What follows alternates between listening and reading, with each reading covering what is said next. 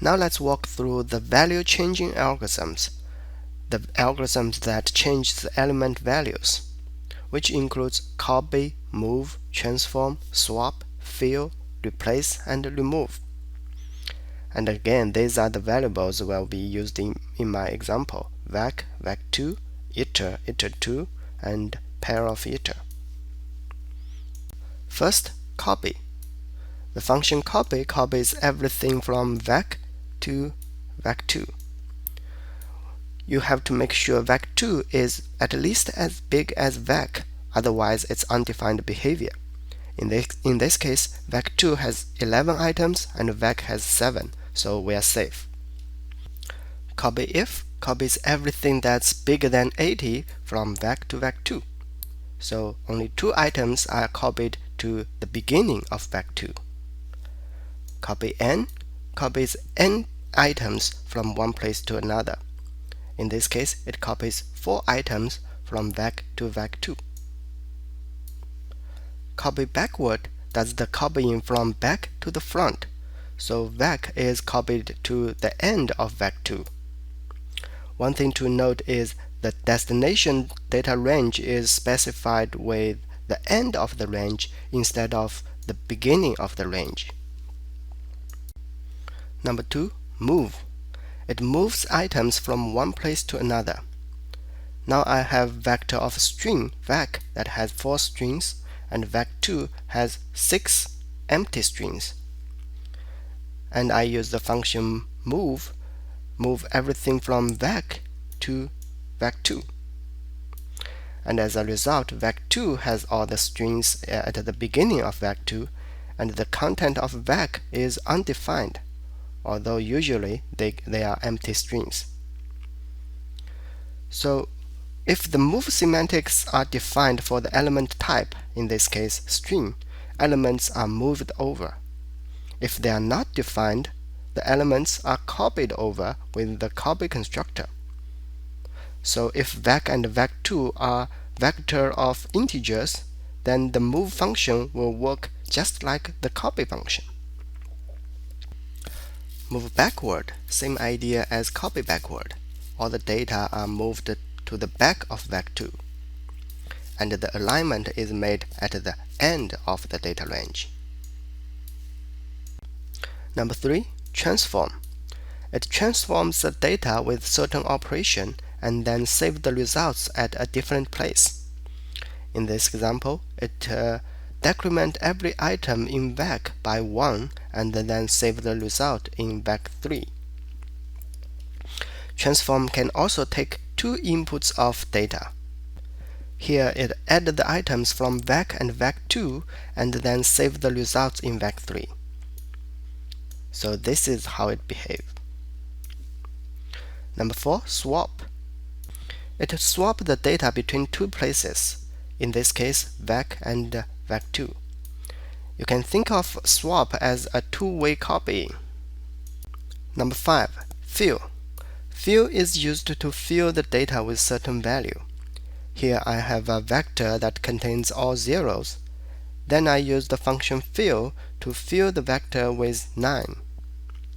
So this is the result. Fill n will fill n items with certain value. Here I fill 3 items with 9. So only 3 is filled in. Generate takes a value generating function to generate values and then fill in the elements. Generate n only fills n elements with the values generated by this function. Replace. The function replace can replace all the 6 with 9. Replace if replace all the elements that's bigger than 80 with 9. Replace copy does both replacing and copying. It replaces 6 with 9 and then saves the result at vec2. It also has a generalized form of replace copy if. Number 7, remove. Remove can remove all the items that equal to 3. Remove if removes all the items that's bigger than 80. Remove copy makes a copy of the elements in vec that's not equal to 6 and save it in vec2. So vec2 has the unremoved items and vec is not changed. It also has a generalized form of remove copy if. Unique removes all the consecutive equal elements. It also has a generalized unique, which lets you define what equal means. In this example, it removes elements whose previous element is less than itself. Unique copy removes the consecutive equal elements in vec and then save the result in vec2. So at the end, vec2 has a unified vector and vec is unchanged. It has a generalized form of the same name. Now let's look at the order changing algorithms, which include reverse, rotate, permute, shuffle.